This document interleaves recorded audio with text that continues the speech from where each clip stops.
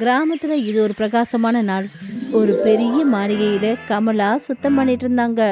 அவங்க ரொம்ப டல்லான புடவைய கட்டியிருந்தாங்க. அப்புறம் அவங்க முகத்துல வயசுக்கான சுருக்கம் விழுந்திருந்தது. அப்பதான் ரமேஷ் உள்ள வந்தாரு. அவரு காஸ்ட்லியான சூட் போட்டிருந்தாரு. அப்புறம் அவருடைய முகத்துல திமிரு தெரிஞ்சது. அவரு வேணும்னுமே கமலா கிளீன் பண்ண தரையில ஷூ காலோட நடந்து வந்தாரு. கமலா, நான் உள்ள வர்றது உனக்கு தெரியாதா? காலங்காத்தால மூட கெடுத்துட்டேன். மன்னிச்சிடுங்க ரமேஷ் ஐயா, நான் இப்பவே இதை சுத்தம் பண்ணிடுறேன். நீங்க உள்ள போய் உட்காருங்க. சும்மா என்கிட்ட வாயாடாத. வேலைக்காரி தானே, வேலைக்காரி மாதிரி நடந்துக்க. சிட்டில இருந்து என் ஃப்ரெண்டு சுரேஷ் வரான். வீட்டோட மூளை முடுக்கெல்லாம் மின்னணும். இப்படி சொல்லிட்டு ரமேஷ் உள்ள போயிட்டாரு.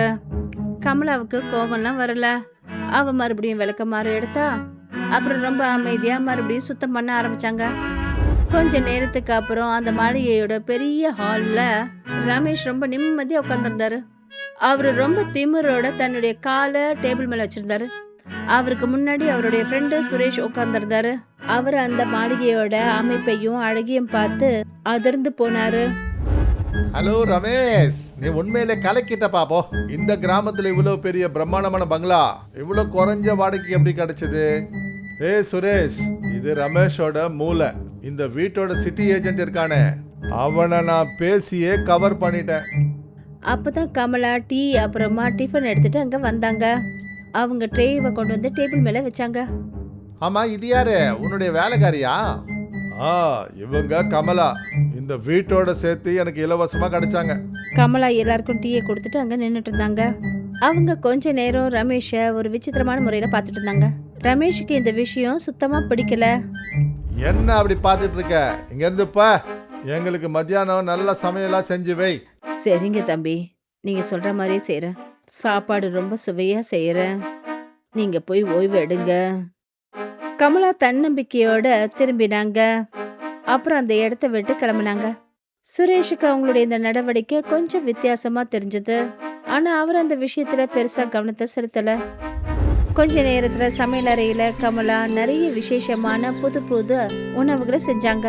அவங்க ஒரு பாத்திரத்தை எடுத்து வேலை செஞ்சு அவங்க வேலையை முடிக்கத்தான் இருந்தாங்க. அப்போ ரமேஷ் ஷூ காலோட சுத்தமான சமையல் அறைக்குள்ள வந்துட்டாரு. அப்புறம் தடையில அங்க அங்க ஷூவோட அடையாளம் இருந்தது. அவருடைய முகத்துல கோபம் தெரிஞ்சது. கமலா, இன்னைக்கு ராஜ விருந்து நடக்கணும்னு நான் சொன்னேனா இல்லையா? இந்த சாதாரண சாம்பாரும் சாதமும் எதுக்கு செய்யற? ரமேஷ் தம்பி, இது சாதாரண சாம்பார் சாதம் இல்ல. இது இந்த கிராமத்தோட ரொம்பவும் விலை உயர்ந்த அற்புதமான பாஸ்மதி அரிசி. அப்புறம் டால்ல போட்டுக்கிற மசாலா இருக்கே, அதோட வாசனை இந்த முழு ஏரியாலையும் பரவிட்டு இருக்கும். நீங்க கொஞ்சம் அதை சாப்பிட்டு தான் பாருங்களேன். எது நல்ல சாப்பாடுன்னு நீ எனக்கு கத்து கொடுக்குறியா? மறுபடியும் இந்த மாதிரி பேசணும்னு வச்சுக்க, அந்த நிமிஷமே உன்னை வீட்டை விட்டு வெளியே தரத்திடுவேன். ஞாபகம் வச்சுக்க, இந்த வீட்டோட ராஜா நான். கமலா ரமேஷை நோக்கி பார்த்தாங்க. அவங்களுடைய முகத்துல வேதனை ரொம்ப தெளிவா தெரிஞ்சது. முதல் முறையா ரமேஷ் பயந்துட்டாரு. அப்புறம் ஒரு அடி பின்னாடி எடுத்து வச்சாரு. நீங்க சொல்றது உண்மைதான் ஐயா. நான் என்னுடைய கடமைகளை செய்யறேன், அவ்வளவுதான். நீங்க கோவப்படாதீங்க. சாப்பாடை டேபிள்ல எடுத்து வச்சிடுறேன். ரமேஷ் கோவத்துல ஏதோ புலம்ப ஆரம்பிச்சாரு. அதுக்கப்புறம் திரும்பவும் சமையல் அறையை விட்டு வெளியில போனாரு. கமலா என்ன லேசா சிரிச்சாங்க. அதுக்கப்புறம் அவங்க வேலையை பார்க்க ஆரம்பிச்சாங்க. சாயந்தரம் ரமேஷும் சுரேஷும் காஸ்ட்லியான ட்ரெஸ்ஸை போட்டுக்கிட்டு கிராமத்தோட மார்க்கெட் பாதையில கடந்து போனாங்க. அப்படி நடந்து போகும்போது அவங்க அக்கம் பக்கத்துல இருக்கிறவங்கள ரொம்ப துச்சமா மதிச்சாங்க. அப்பதான் கிராம தலைவர் ராம்லாலோட பார்வை ரமேஷ் மேல பட்டுச்சு. அவரு அவங்கள கையை அசைச்சு கூப்பிட்டாரு.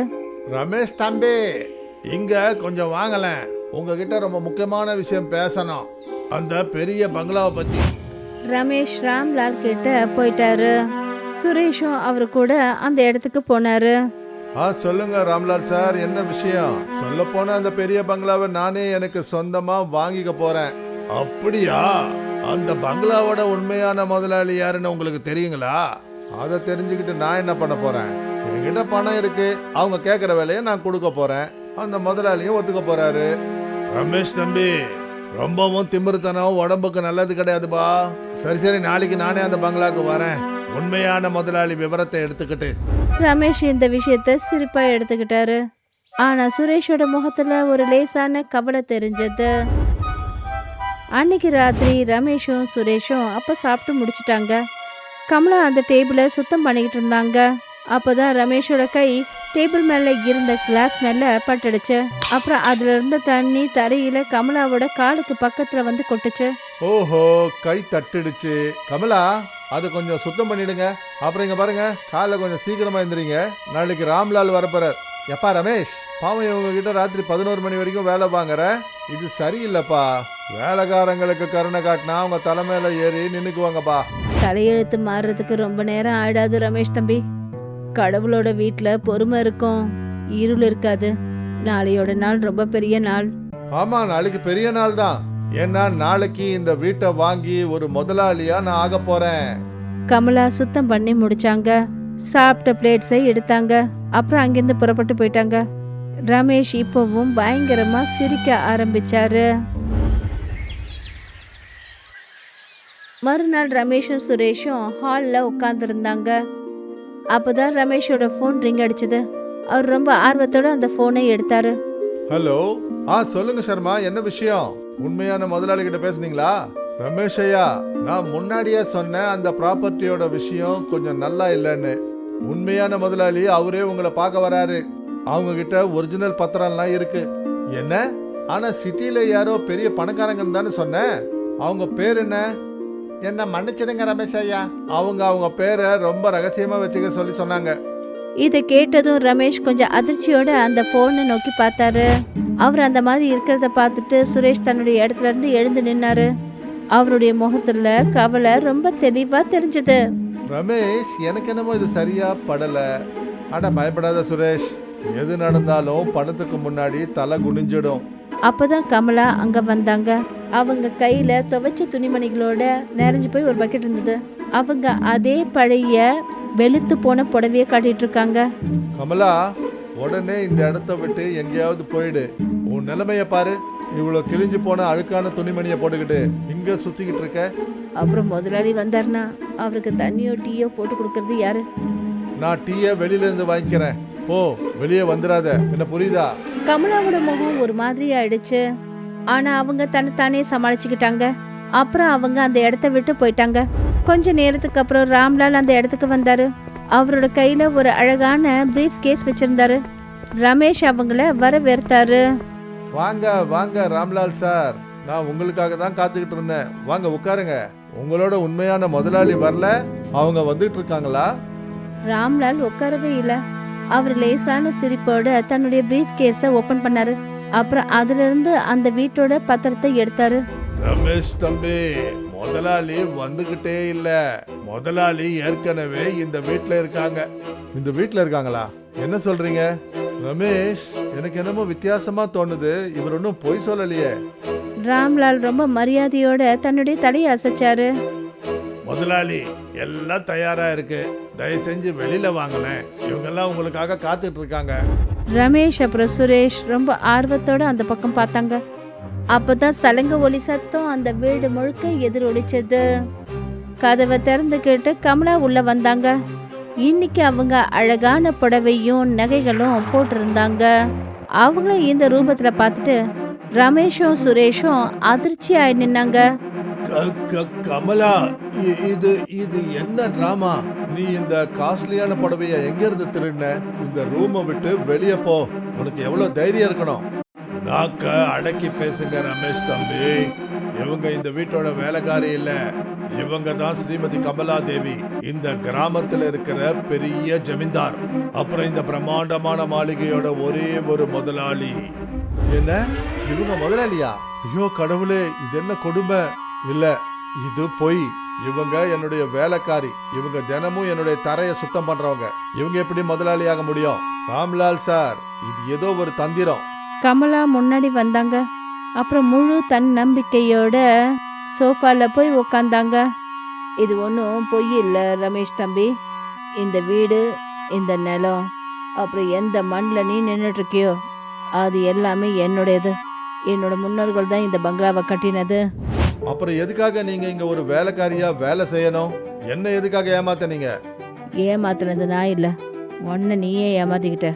என்னுடைய இந்த பூர்வீக வீட்டு மேலே எனக்கு பாசம் அதிகம். இந்த வீட்டை நீ வாடகைக்கு வாங்கின போது என் வீட்டுக்கு வாடகைக்கு வரவன் எப்பேற்பட்ட ஆளுன்னு நான் தெரிஞ்சுக்க விரும்பினேன். ஆனா நீ என்ன பண்ண? நீ உன்கிட்ட பணம் இருக்குங்கிற திமிர்ல ஒரு ஏழை பொம்பளைய மனுஷிய கூட மதிக்கல. நீ என்ன நினைச்ச? பணம் தான் எல்லாமேன்னு. இன்னைக்கு இதே தரையில உன்னுடைய அந்த திமிர நான் காலி பண்றேன். எந்த இடத்துல சுத்தம் பண்ணணும் அங்க. ரமேஷோட கண்கள்ல கண்ணீர் வர ஆரம்பிச்சது. அப்புறம் அவன் முட்டி போட்டு விழ ஆரம்பிச்சான். அவன் செஞ்ச பெரிய தவற அவன் உணர ஆரம்பிச்சான். முதலாளி, என்னை மன்னிச்சிருங்க. நான் ரொம்ப பெரிய தப்பு பண்ணிட்டேன். என்னை இந்த வீட்டை விட்டு வெளியே அனுப்பாதீங்க.